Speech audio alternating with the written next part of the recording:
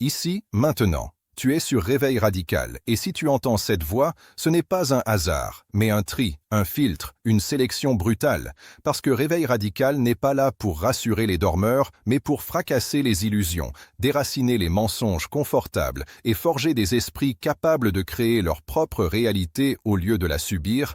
Alors abonne-toi, reste jusqu'à la dernière seconde. Reviens encore et encore, parce qu'ici, on ne te divertit pas, on te transforme. Et si tu n'es pas prêt à ça, quitte la vidéo maintenant. Mais si tu restes, tu acceptes une chose simple et terrifiante à la fois. Ta conscience va être attaquée, secouée, reconstruite, et tu ne regarderas plus jamais le monde de la même façon. Tu crois vivre dans une réalité solide, stable, extérieure à toi, comme un décor figé dans lequel tu te déplaces en figurant impuissant.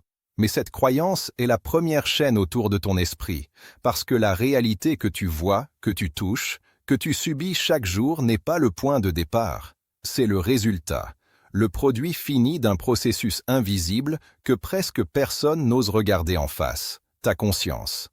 Ce que tu appelles réalité n'est pas ce qui est, c'est ce que tu es capable de percevoir, d'interpréter, d'accepter, et tant que tu refuses de comprendre ça, tu restes prisonnier d'un monde que tu crois extérieur, mais qui est en vérité une projection continue de ton état intérieur. Regarde ta vie sans mentir, tes relations, ton argent, ton corps, ton énergie, tes opportunités. Tout ça n'est pas arrivé par hasard, ni par malchance cosmique. C'est la conséquence directe de la façon dont ta conscience fonctionne, de ce qu'elle tolère, de ce qu'elle nourrit, de ce qu'elle répète en boucle même quand tu fais semblant de ne pas y penser.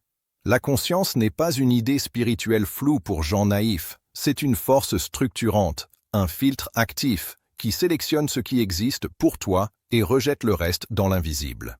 Deux personnes peuvent marcher dans la même rue, au même moment, et vivre deux réalités totalement différentes. L'une voit des menaces, l'autre voit des opportunités, l'une se sent écrasée, l'autre se sent stimulée, et ce n'est pas la rue qui change, c'est la conscience qui regarde.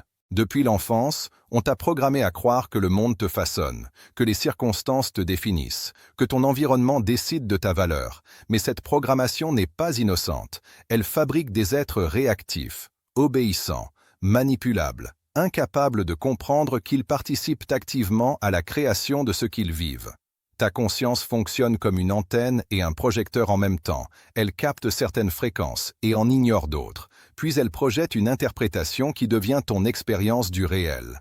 Ce que tu appelles chance, malchance, destin ou fatalité n'est souvent qu'une cohérence parfaite entre ton état intérieur et ce que tu rencontres à l'extérieur. Si ta conscience est saturée de peur, tu ne verras que des raisons d'avoir peur. Si elle est saturée de manque, tu verras des preuves de manque partout. Si elle est saturée d'attente, tu resteras bloqué dans l'attente, parce que la réalité répond toujours à la question que ta conscience pose en silence.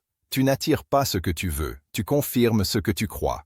Et tant que cette phrase ne te choque pas, c'est que tu n'as pas encore compris à quel point tu participes à ta propre prison. La plupart des gens vivent dans une conscience héritée, jamais choisie, faite de peurs parentales, de limites culturelles, de blessures non guéries, et ils s'étonnent ensuite de vivre une réalité étriquée, répétitive, frustrante. Ils changent de ville, de travail, de partenaire, mais emportent partout la même conscience, donc recréent partout la même réalité sous des formes différentes. La conscience précède toujours la manifestation, toujours, même quand ça te dérange, même quand ça te fait mal à l'ego. Tu peux travailler dur, prier, espérer, visualiser. Si ta conscience profonde reste programmée pour l'échec, l'indignité ou la survie, ta réalité finira toujours par se réaligner sur ce programme caché. Et le plus pervers, c'est que la réalité devient alors la preuve que tu avais raison de croire ce que tu croyais, créant une boucle fermée où l'effet renforce la cause. C'est comme ça que naissent les vies subies, les existences en mode répétition, les gens qui disent que rien ne change alors qu'ils ne changent jamais l'endroit d'où ils regardent. Ta conscience est un champ de bataille permanent et chaque pensée dominante est un vote pour le type de réalité que tu es en train de construire, même si tu refuses de l'admettre. Ce n'est pas magique, ce n'est pas mystique, c'est mécanique, brutalement cohérent. Ce que tu autorises mentalement finit par devenir normal émotionnellement, puis réel concrètement. Ce que tu refuses de regarder consciemment continue d'agir dans l'ombre et de diriger ta vie à ta place. Et si tu ressens une résistance en écoutant ça, si une partie de toi se crispe, se défend, cherche des excuses ou des contre-exemples, c'est précisément là que se cache la clé, parce que ta conscience actuelle se sent menacée.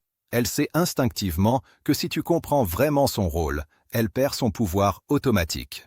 Comprendre que la conscience crée la réalité, ce n'est pas devenir positif ou naïf, c'est devenir responsable, et la responsabilité fait peur à ceux qui préfèrent accuser le monde. Alors la vraie question commence à émerger, lente, inconfortable, impossible à ignorer.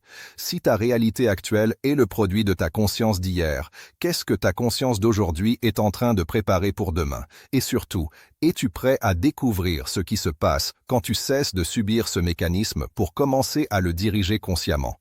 Ou préfères-tu rester dans l'illusion rassurante que quelque chose, quelque part, finira par changer sans que toi tu changes vraiment?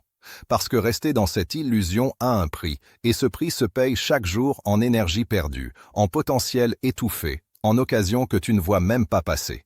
Là où tu en es mentalement maintenant, suspendu entre le doute et la lucidité, c'est précisément l'endroit le plus dangereux et le plus puissant à la fois, parce que soit tu recules pour te rendormir, soit tu avances pour reprendre le contrôle. La conscience n'est pas seulement un filtre passif, c'est un programme actif qui tourne en permanence, même quand tu crois ne penser à rien. Et tant que ce programme n'est pas vu, il continue d'écrire ta vie à ta place. Ce que tu appelles tes pensées ne sont souvent que des réactions automatiques conditionnées depuis des années, et tu les confonds avec ton identité, alors qu'elles ne sont que des habitudes mentales répétées jusqu'à devenir invisibles.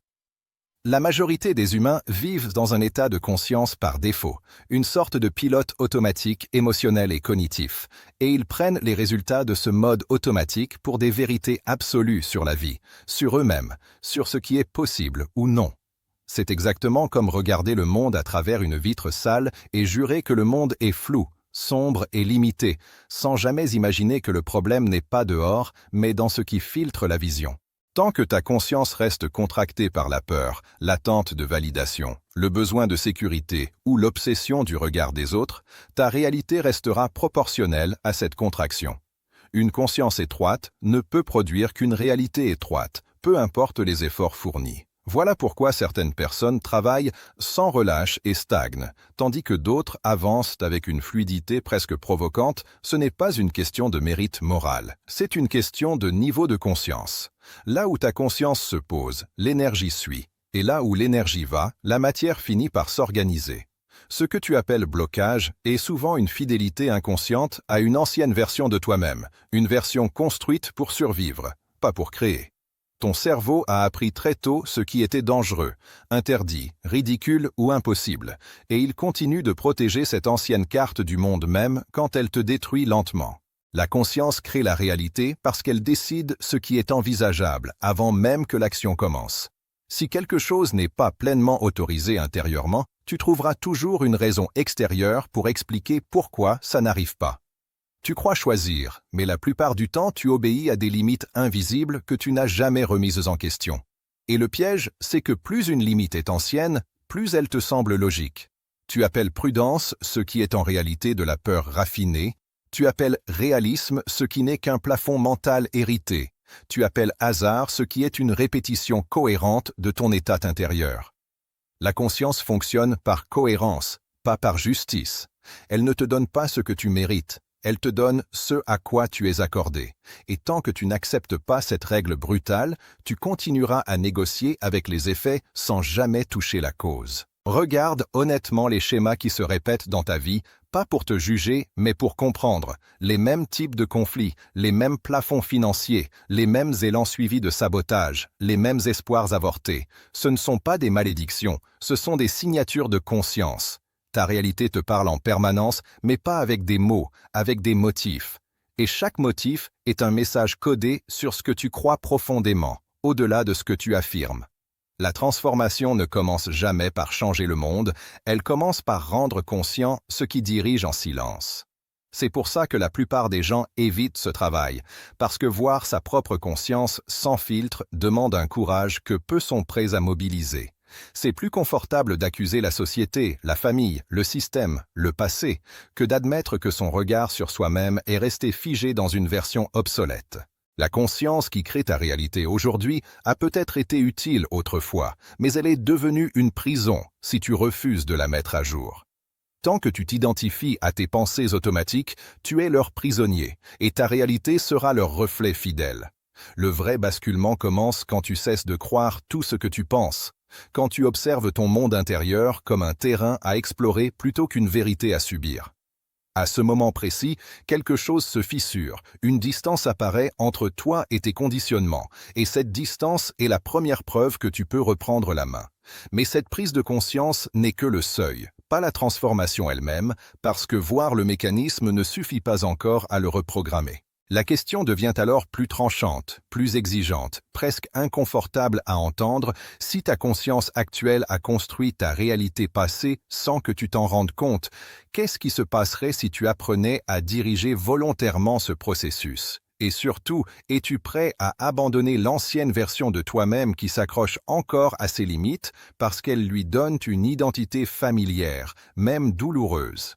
Parce que abandonner cette identité familière, même douloureuse, c'est accepter une mort symbolique. Et c'est précisément là que la plupart reculent. Pas parce qu'ils ne comprennent pas, mais parce qu'ils sentent que s'ils avancent, ils ne pourront plus se mentir. Diriger consciemment sa conscience n'est pas un exercice de pensée positive. C'est un acte de souveraineté intérieure, une décision froide et lucide de ne plus laisser les vieux réflexes décider du futur. À partir de cet instant, tout change, non pas à l'extérieur d'abord, mais dans la manière dont tu te tiens face à ce qui arrive. La conscience dirigée commence par une discipline brutale, celle de choisir où tu poses ton attention, encore et encore, même quand ton ancien programme hurle pour reprendre le contrôle. L'attention est la monnaie de la réalité. Ce que tu nourris existe, ce que tu ignores se dissout. Et tant que tu laisses ton attention être capturée par la peur, la comparaison, la plainte ou l'attente, tu finances exactement le monde que tu dis vouloir quitter.